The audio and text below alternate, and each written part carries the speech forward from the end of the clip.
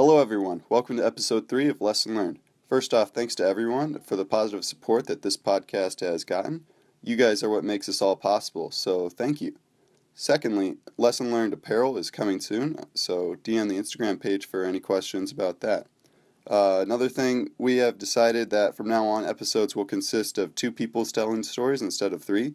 This is both to make it easier on you guys to digest a full episode of Lesson Learned, and also to make it easier for Tappe and I to put out episodes every week. Still, especially now that baseball has started, we're both going to be a lot busier. But we'll still try our best, to put out episodes every week. Anyway, let's just get started with the podcast, right? So today we have Carter Penny and Sully Janke telling stories. Let's get to it. Hello, welcome back to Lesson Learned. I'm Christian Ash. Sadly, Tappe isn't here right now, but hopefully you'll catch him at some point in the episode. And so I'm here with Carter Penny. Yeah. What's up? So yeah. I'm Carter Penny, fashion extraordinaire, producer, amateur DJ, Orange Gang. I don't know. Okay. You're the main person of Vromega, right? Yeah. I'm the clothing designer for Vromega Clothing, also on Never Ran Track. Yep. Everyone buy Vromega shirts. Heck yeah. All right. So what's your story? Take it away. All right. So my story begins on an evening like many other. I was hanging out with my friend. I'm not going to call my friends by their real names, because I don't know if this could incriminate them or not. Okay. One of them it could probably incriminate. You could use code names. Yeah, I'll use code names. I'll call them just A and B for simplicity's sake, so that I don't forget. All right. So it starts on a summer eve, much like many other summer eves. I'm just hanging out with one of them.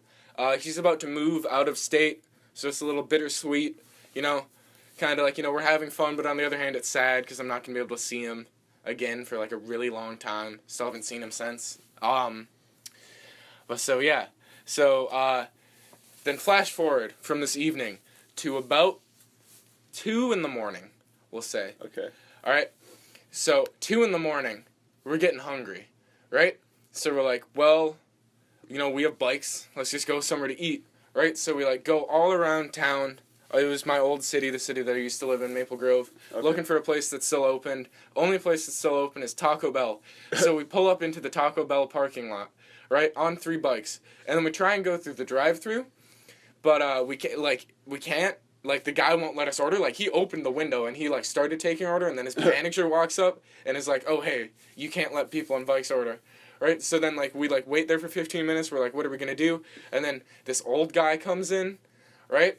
And, my friend... He comes in to the Taco Bell.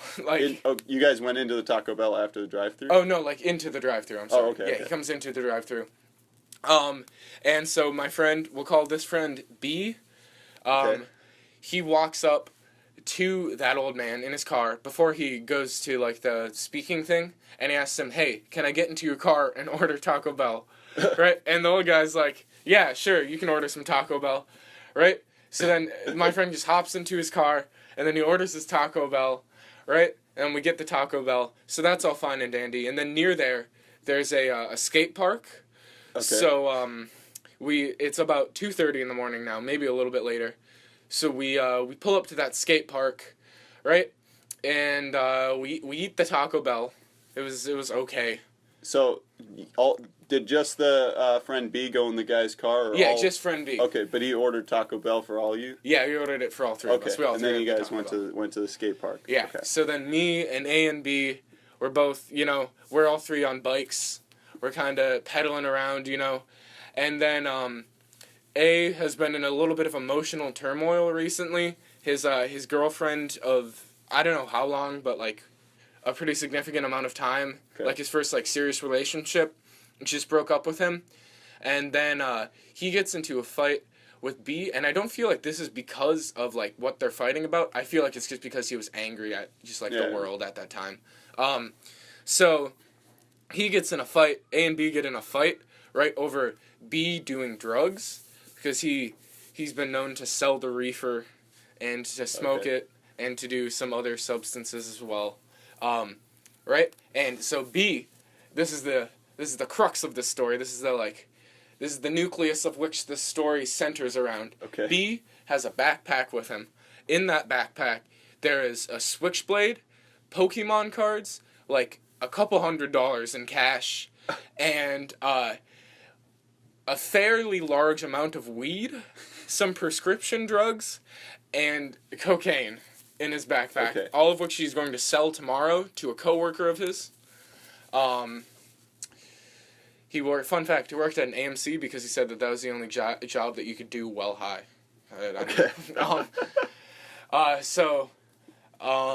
Right, so he has this backpack with him this whole time. And then A just gets mad at him. He starts going off on him. He's like, you were such a smart kid. You didn't need to do this to make money. You could have done so many other things. Right, and so they just get into this huge argument. And then it's just like an hour-long argument. I'm just kind of sitting on the sideline the whole time. Right, so then A gets really distant and he starts like walking off. It was he's kind of like does his own thing for a while in the grass by the area.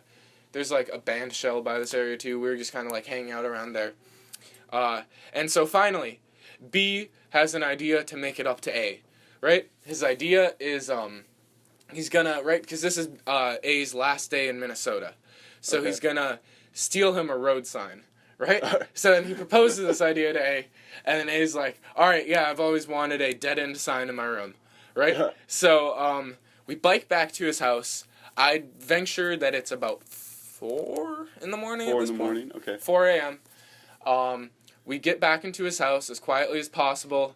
We snatch up all of these tools, like Allen wrenches, screwdrivers, because we didn't really know, like, how to remove a sign. So then we bike around until we find a dead-end sign. We find our target, right? And it's on this, like, pretty big road. Like, it's like, there's an offshoot of the road that's a cul-de-sac, so it has a dead-end sign by it. Right, but it's off, like, a pretty major road, but we were like, oh, we won't get caught. No one's going here. It's like 4:30 at this point. So we roll up, implements of destruction in hand, ready to dismantle this sign. And it's a little bit of a challenge, right, because the sign's, like, pretty tall. Yeah. It's, like, 7 feet tall or so. So, like, it's kind of hard to reach, but, like, you know, we're doing our best. And we're about halfway through getting done with the sign. And at this point, like, 3 or 4 cars had passed by, and none of them stopped to investigate or anything. So we were like, oh, we're completely good. No one's going to stop us, check us, anything. We're totally fine. We were getting a little cocky. And then the 5th car that comes by, it starts to slow down. And then it pulls over, and red lights begin, like, the red and blue lights begin flashing. Really? No siren, but it was an undercover police car, right? So this cop, he pulls us over, backpack still on him. We have, like, all these tools in our hands and stuff. Yeah. And, like, there's a half-on bolted sign right there, right? And so the cop comes up, right? And, like, he asks us all these questions. We gave really dumb answers. It seemed like we were meth heads, you know? Like, we were, like, just, like, completely out of it. None of us were high or anything, but we were, like, tired. It was, like, 4 in the morning. Do you remember any of the questions and answers that... I remember one of them. Okay. He asked, why are you guys out so late? And then I responded with, man, it's just summer. We kind of have a fucked up sleep schedule. Sorry about that, like, just completely dumb answers. The A and B both make up places that they live. Like, not make up, but, like, lie about where they live to the cop. So not good, right? So then this cop's like, all right, I'm going to need to escort you guys back home to A's house, right? So then, backpack still on him, we get into this cop car, right? Into the back, 3 of us, we're all, like, super nervous and jittery and, like, tired and just, like, angry and just, like, upset, just a turmoil of emotions floating around in that back seat, right? And so, on the way back, I remember this, the police officer puts in a CD of Journey's Greatest Hits. He was playing it on low the whole time. Doesn't really say much to us. Just kind of asked for directions from A back to his house. At this point, he realized that A has lied to him about where he lives because we're going in a completely different direction than Minneapolis, where he said that he lived. So then anyway, at about 5 in the morning, we get back to A's house, right? And so he eventually tells the cop the truth about where he lives? Yeah. We get to A's house, right? And the police officer's lights were on this whole time too. Okay. So, and A lives in like an apartment complex with like most of the people don't have blinds on their windows. So like I feel like he was waking up some people. It was not good, right? So then he pulls in to right, and then we go into A's apartment, and the police officer is like, all right, now you're going to need to get a parent or guardian. I'm going to need to talk to them about this, right? So Carson, edit that out. So A goes upstairs, and he gets his mom, right? And at this point he was moving out, so his mom and his sister were both sleeping in the same bed because his sister's bed were packed up, right? So then his mom and his sister come downstairs. They're both like half naked, right? Because they're like asleep, you know? Yeah. So, and then this police officer just starts like grilling his parents, grilling us. He's like, these 3 children were outside attempting to take off a street sign at 4 in the morning. Why would they, just like going off. He goes off for almost like 20 minutes, he's just completely like, he's off his rocker. And the whole time, too, one thing that he kept on saying throughout this whole thing is, and I'm a nice guy, right? He always goes back to, I'm a nice guy. And the one way you can tell if someone's not a nice person, de facto, is if they call themselves a nice person. If that's a word that they use to describe themselves, they're not a nice person. And this police officer was not a nice person. He was being very rude to us, he was like not respecting us at all. And I understand, okay, we're 3 hooligans outside at 4:30 in the morning. I don't expect like complete respect from him, but like I didn't expect like, I don't know. So then after about like a half hour of grilling his parents until like, or his mom and his sister until like 5:30 in the morning, finally, he's like, all right, and because I'm such a nice guy, I'm going to just let them off with a warning, and then he leaves, right? And then they just both go back to bed. His mom and his sister just go back to bed. They're like, don't do that again. And then they go back to bed. And then we go to bed at like 7 in the morning. That's the end of the story. Did you guys get the street sign eventually? No? We never did. We never did. Still there. Wow. Still there. Didn't even get the sign. We didn't even achieve the mission. And then next day A left Minnesota. Yep. Next day, A left. All right. So I didn't even get to say goodbye to him. It's kind of sad. But yeah. And the cop never found any of the stuff in B's backpack? Nope, never found any of it, even though he had, like, hundreds of dollars of cash and, like, tons of drugs and, like... That's crazy. Yeah. It's the only cool thing that's happened to me. I mean, not cool, but, like, interesting. All right. Well, what'd you learn from this experience? So, yeah, the lesson learned, and this is a lesson that I apply to my day-to-day life every day. I abide this rule wholeheartedly, and I believe that everyone should. And the rule is, always be in your own house, or someone else's house, where you are sleeping, just somewhere that you're going to sleep, for sure, by midnight. Never stay out past midnight. Nothing fun has ever happened to me outside at midnight. Just arguments and getting yelled at by people. Nothing good happens at midnight, or past midnight. All right.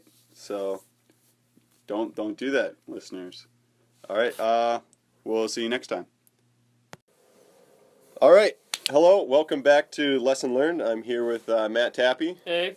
And Sullivan Janke, as well as, 5 other people. We got Taylor Penny's here, Chad Meyer, Brandon Tang here again, Adam, one of the Adams, and that's it. So Sully here is just gonna tell us a story. Sully, introduce yourself, and then get rolling with it. Hello, I'm Sully Janke, bottle flipping extraordinaire. I'm here to tell a story about a crazy Halloween night. So it starts out on October 31st is Halloween, correct? What year? 2016, I'm pretty sure. So last year you last were Halloween. sophomore. Pretty crazy. No, I was a junior. You. This year. Oh right. Oh this. 2000 Okay. Yeah. Okay. Right, Okay. right. So besides the point, we were starts out with a bunch of cars running around, scaring the piss out of little kids, maybe smashing a few of them, and so after that, we were in the high school parking lot, and You drove to the high school parking lot. Yeah. yes, we drove there while blasting music, and What kind of music was going on? well, there was some loud noises, probably Purge music and many other music From the movie. from the movie. Okay. So we meet up in the high school parking lot, and down the stairs comes a walk-in Mylan and Connor Christensen. Okay. So we're talking, and Mylan comes up with this crazy cool idea to go to Waite Park and flip a smart car over it on its side. Be like a master prank on Halloween, you know? People would come out, they'd be like, ah! My smart car's flipped. So we go to Waite Park, and we realize, wow, we're not strong enough to do this. So we go around looking for some people, and we come across a strong bunch of young fellas. Okay. Did you know them? No, we did not. You They didn't? were all strangers, actually. Oh, okay. Okay. So we give them the idea, and they're down. They're like, no holding back, bar down. Just- We're gonna do this. All right. So as we're flipping the car, trying to flip the car at least, down comes a driving Brandon Tane, yours truly, and this one kid, Zane Rendell, I think his name was, or should I say Rain Zendel. He was with us, and he saw Brandon Tane driving down the street, and he tells the whole group that the cops were called by Brandon Tane's parents. And Brandon here is going to tell you the story of what he saw. Yo, that's bullshit. Okay. No, okay. So what really happened here? I'm here to expose a lie.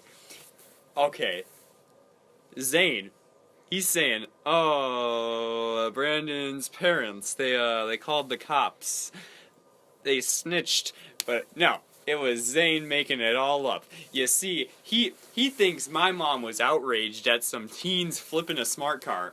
But little did he know, as we drove by, they weren't even touching the car at that point.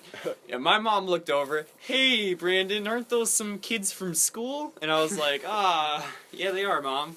Wonder what they're doing on a Halloween night like this. It's a nice night, isn't it? Just some casual conversation. Zane Okay. twists that. He's like, they called the cops. So really, it's just Zane didn't want to get in trouble, so he just used my parents as a pawn to get everyone to stop. Okay. Continue. All right, back to the story. Zane tells everyone the cops were called, correct? And Correct. yeah, I mean, I don't know. I wasn't there, but of course you weren't. So the group, they all get scared crapless, you know. They're running to their cars. They're like, "Oh my God, the cops were called! The cops were called! We gotta go! We can't be flipping no smart car around here! It's Halloween!" that was All the that that was jazz. the strong strangers that you found too. Who run into Yep, their they were cars? running, Okay. but they didn't have a car, unfortunately. So Oh, they were okay. pretty much So just running, They just ran away. so that they didn't want to be seen or something. I don't know. It was Halloween. You could be out, but Yeah. they just didn't want to be seen anyway. So we get to their car, and we actually go meet up at one of these people's houses. I'm not going to say the name. And there's a cemetery right by this guy's house.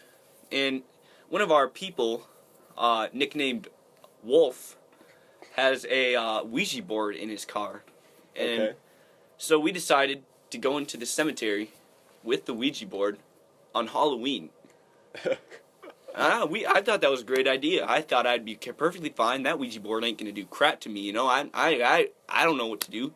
So followed my friends. We climbed the fence into the cemetery, right by the grave, actually. Okay. I don't know which grave, but it was a grave, all right. And we went walking by the grave, sat down, perched a little circle around, made a little prayer to Jesus to not let these spirits haunt us and hurt us. And so yeah, we started the Ouija board. Each one of us put our hands on the triangle, and we said, "We are here in the heavenly light of love." That's what you say before you exact go to the words, Ouija yeah. board. Okay. I think that pretty close to the Pretty words. close to the. Okay. But the Ouija board, you do not want those spirits to hurt you. All right. Okay, there are questions that you don't ask, and there are things that you don't do. So let me explain to you the rules of the Ouija board. Okay. So first off, you must say goodbye before you leave your hands off of the triangle thing. I forget what it's called. Any of y'all know what it's called? No. Nobody knows what it's No called. one knows what it's We'll called. call it triangle. Okay? Okay. So you must take your hands off after saying goodbye. And if you don't say goodbye before taking your hands off, those spirits are going to come get you. You open a portal to the spirits to come through. Okay. Right? So we go in the white light of love and peace, and we don't want these spirits to hurt us. And the first question we ask is there any spirits here? Okay. All right. That triangle thing went straight to yes. So there was shit. obviously a spirit looming over us, or I don't know if he was good or bad, but that was the next question we asked, actually. Okay. It was, are you good? The spirit replied, no, in a heartbeat. Dang. The next question we asked is, are you going to hurt us? Straight to yes. Straight to yes. At this point, I was scared, and I was freaking out. I didn't want to go. I couldn't lift my finger off that triangle, Okay. or else I would have screwed my whole friend group over. You know what Yeah. I'm saying? So after he says yes, we ask it another question, what its name was, and it replies WJ. We didn't want to know what that was. Okay. So we didn't look at any graves because we didn't want to scare ourselves out of there. We wanted to stay with WJ here because this was something interesting. I've never seen anything like this before. And the whole time I was just thinking, oh man, this is gonna be some evil spirit, and we're gonna be in a haunted movie again. You know, I thought that was gonna be us in the movie. We were gonna be the ones bleeding out because some spirit clawed us over. You know. Okay. I did not want that to happen to us. So I'm freaking out. And one of my friends asked us a question, how are you going to hurt us? And the guy replied, knife. It went K-N-I-F-E.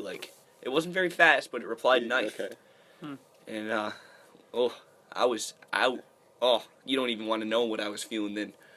I was scared, my heart was beating, I was shaking. My friends were all just laughing at me, but I was scared. So, we ask it another question, and it says, we ask it if it's a demon, Oh, okay. and it goes to yes. Oh, So, shit. we were talking to a demon that wanted to hurt us with a knife. On Halloween. On Halloween, at who knows what time it was very late. In a cemetery. In a cemetery. I did not want to be any part of that.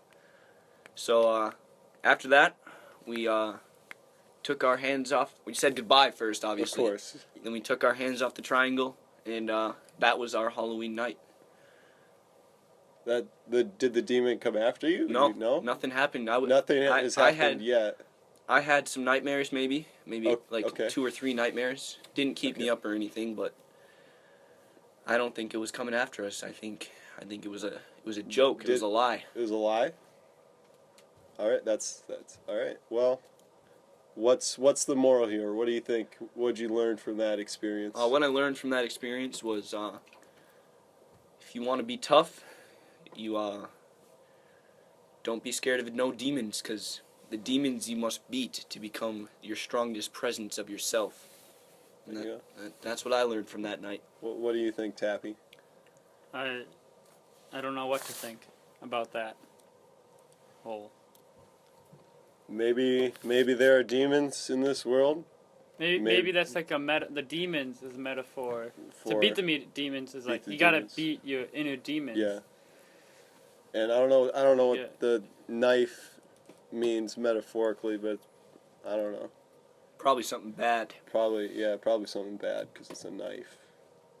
Yeah. All right. So, lesson learned is Ouija boards are bullshit, and don't be a pussy like Sully. Right? Pretty much. Yeah. Pretty much. Yeah, Yeah. Yep. Sully. Yeah. I agree. All right. Thanks for your time. Never ran track. Also, never ran track productions.